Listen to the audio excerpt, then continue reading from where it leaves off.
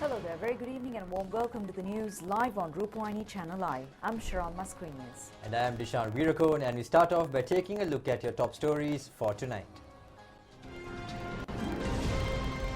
The Secretary to the Ministry of Education says student arrival in schools is at an appreciable level. 426 more corona patients have been fully recovered. The total number of cured patients has increased to 14,497. A vaccine of 70% success against the coronavirus has been developed by the Oxford University. The foreign travel ban against former Minister Basil Rajapaksa has been withdrawn. The low-pressure disturbance in the faraway seas appears to be developing into a storm. As a result, several provinces are to be affected by strong winds. On to the stories in detail now, starting off with local news. The third term of schools in all parts of the island other than the Western Province and the remaining isolated areas have commenced today. Classes are being conducted only for students from grades 6 to 13. The Ministry of Education says that school activity is being carried out according to health instructions. The ministry adds that directors of education of provinces, zones and education divisions and principals have been advised to receive assistance of all sections to consolidate the health condition of students. A decision will be taken later on regarding the opening of primary grades.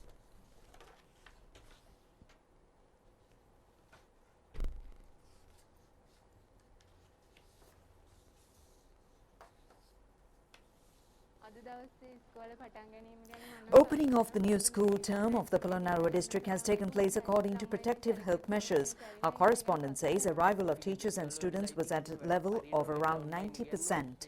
Our correspondent also says that student and teacher attendance in schools in the northern province was also as usual. They further say that students and teachers have arrived in schools in the Batticaloa district following the proper health procedures. Schools in the Galle district were also reopened, giving prominence to safety health measures. A special feature has been the reservation of restrooms.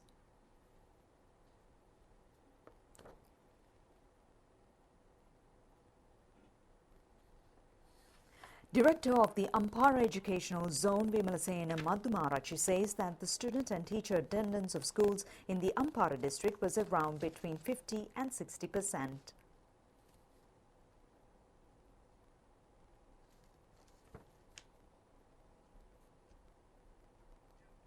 Educational activities in schools in the Uva province were also conducted according to health guidelines.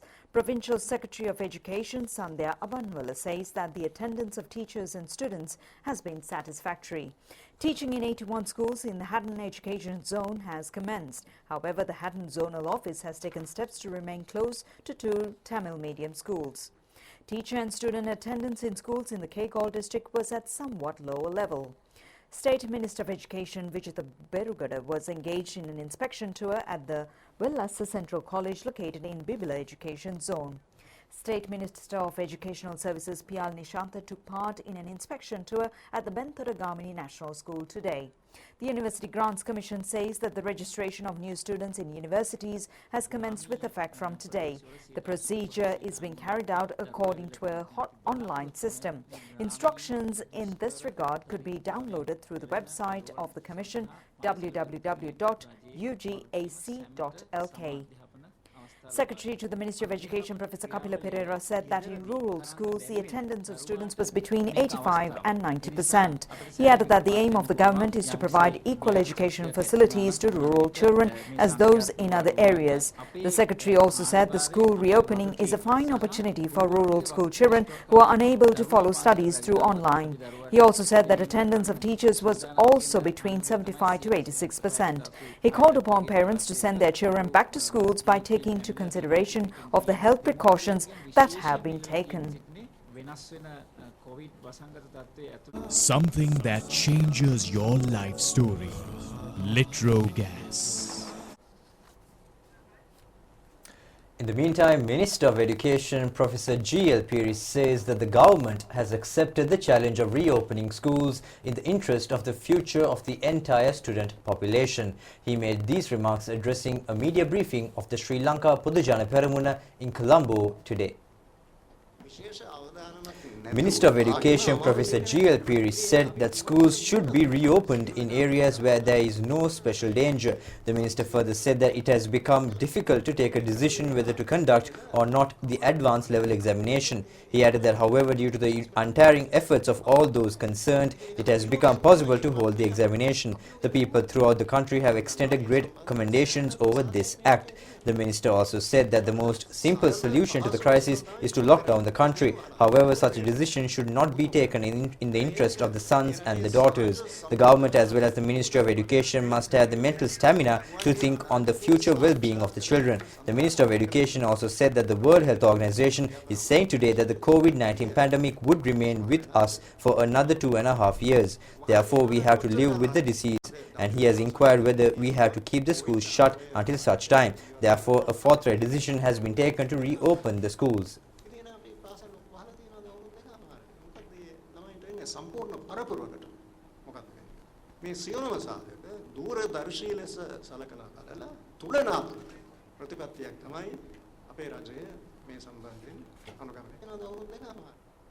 The foreign travel ban imposed on former Minister Basil Rajapaksa was removed today.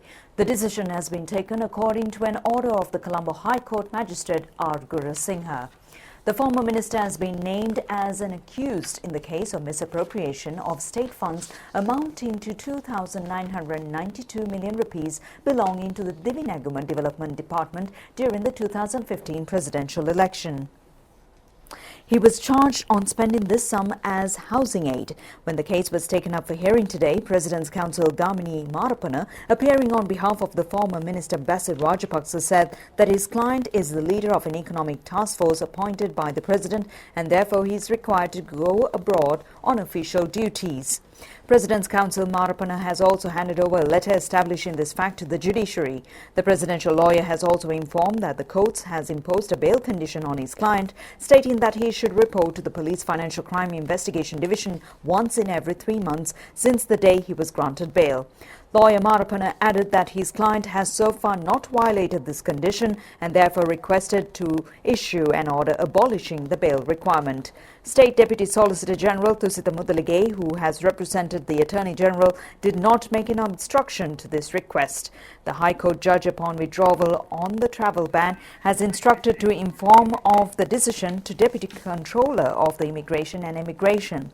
He has also ordered the former minister to inform the courts prior to leaving abroad.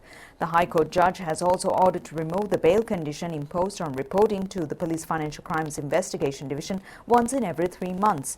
At the time of reconvening of the case, other respondents of the case, former Secretary to the Ministry of Economic Development Dr. Niyal Jayathilaka, former Director General of the Divinagama Development Department Kitsiri Ranawaka, and former Deputy Director General of the Department Bandula Thilakasiri have also appeared before the court.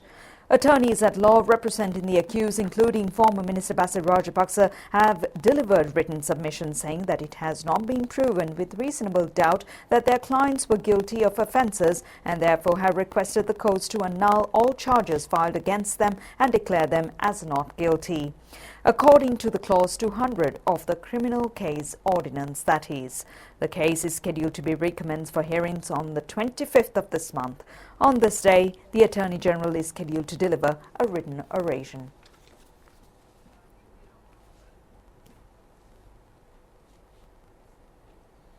And now let's take a look at the global situation regarding the COVID-19 pandemic.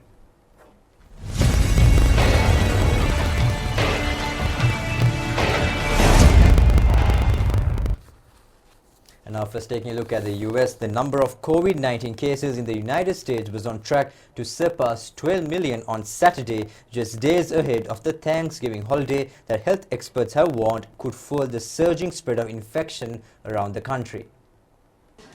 The number of COVID-19 cases in the United States was on track to surpass 12 million on Saturday, just days ahead of the Thanksgiving holiday that health experts have warned could fuel the surging spread of infection across the country. On Friday, the United States set a new record for COVID-19 cases, nearly 197,000 infections in a single day. And Reuters data shows the pace of new infections in the U.S. has quickened, with nearly 1 million more cases recorded in just the last 6 days since the country recorded 11 million. This compares with the 8 days it took to clock in the previous million and the 10 days it took to record 1 million cases before that. Health officials have warned that the wave of infections could soon overwhelm the healthcare system if people do not follow public health guidance. The two most populous states in Australia reunited in an emotional scenes today as the border shut for only the second time in 101 years due to the coronavirus pandemic reopened, and the first flight since July took off from Sydney to Melbourne.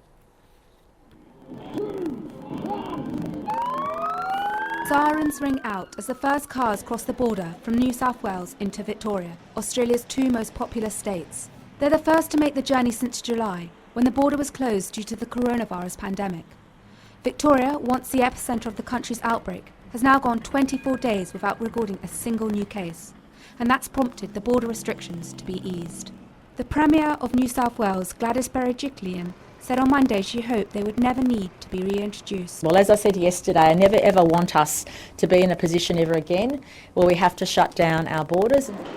There's now expected to be a surge in air traffic between Melbourne and Sydney, one of the busiest routes in the world before the pandemic. Some 4,000 people were planning to fly between the two states on Monday, and donuts have been prepared at Sydney Airport to welcome them. People in Melbourne spoke of their relief to be able to travel again. Oh, it's fantastic. Yeah, no, much waited for it, so it's good. Now I can come visit my father when I need to, without having to worry about when I can get home. Victoria also relaxed its rules on masks on Sunday, saying they were no longer required outside. And the state has allowed for larger public gatherings. Australia has recorded about 28,000 cases of COVID-19 and 907 deaths.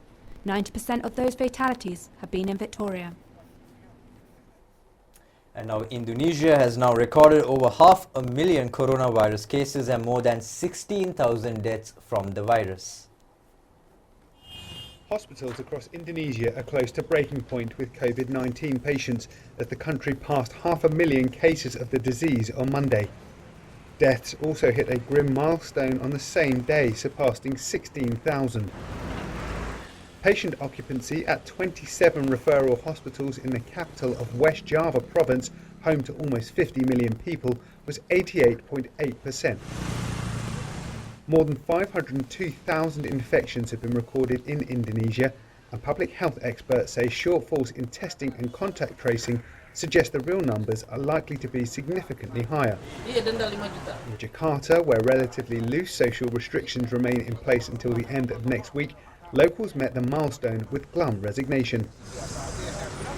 Dwi Nurani is a trader at one market in the capital. Our economy is crumbling and there's a decrease in people's purchasing power. We lost 90% of our sales. Also, there's an air of fear among the people. If we want to start a business, it will meet a dead end. I would say Indonesia's economy is falling at 100%. Epidemiologists warn Indonesia's struggle with the virus is far from over. One was quoted as saying infection rates are still increasing in all provinces. Nowhere has reached its peak. The head of the COVID-19 task force has called for more action to ensure hospital occupancy does not rise further.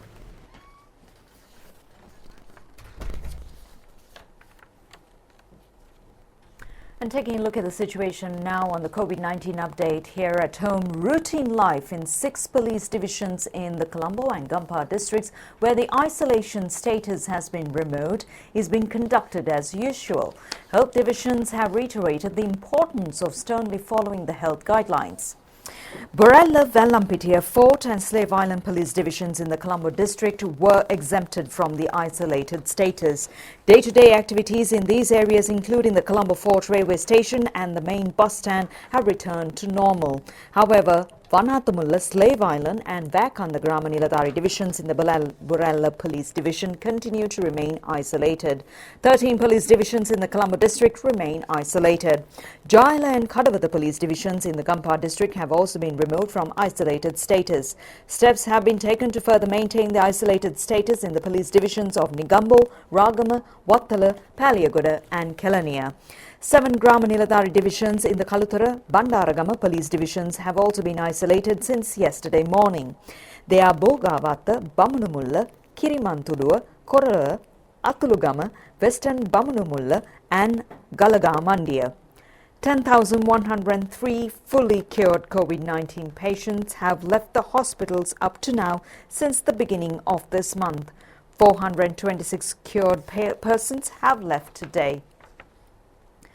The total number of fully recovered COVID-19 patients have increased to 14,497. As a percentage, this is 71.15%. The percentage of those still receiving treatment is 28.43% or 5,791 persons. 200 more COVID-19 patients were detected in the island today. 12,095 PCR tests were conducted yesterday. The total number of PCR tests conducted so far is 746,775.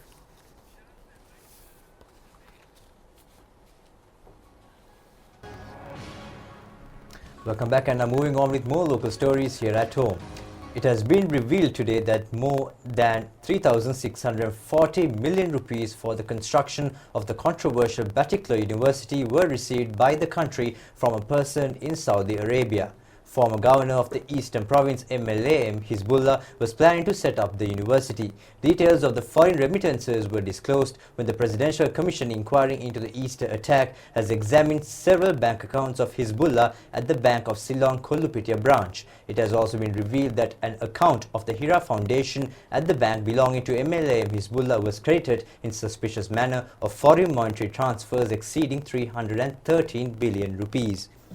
Former manager of the Kollupitia Bank of Ceylon branch, Champa Kumari Kannangara, has given evidence before the Presidential Commission regarding the suspicious accounts of MLAM Hizbullah in the bank today. She said that there were 2 current accounts under the name Batticaloa Campus and another account under the name FIA. She added that the account named Batticaloa Campus College Private Limited was opened on the 14th of January 2016. The competent authorities of the account were mentioned as MLAM Hizbullah and another person named Ahmad Hiraz Hizbullah.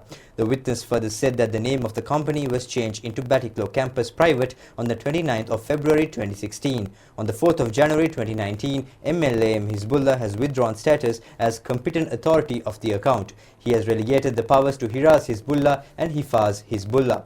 The former manager of the bank also said that the account opened with the intention of establishing the Batticaloa campus has received foreign funds amounting to more than 3,640 million rupees on 7 occasions. She added that in all 7 occasions the monies have been credited by the person named Abdullah Al-Jafari of Saudi Arabia.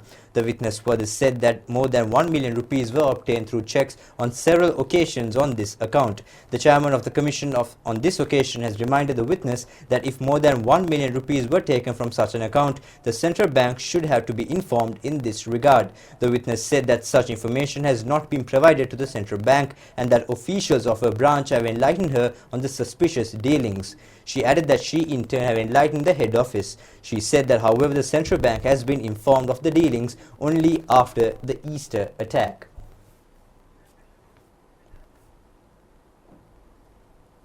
The Department of Meteorology says that the depression developing in the sea of southwestern Bay of Bengal has now localized the sea area 325 kilometers off the coast of Trincomalee. It is also forecast that this could develop into a storm in the next 24 hours.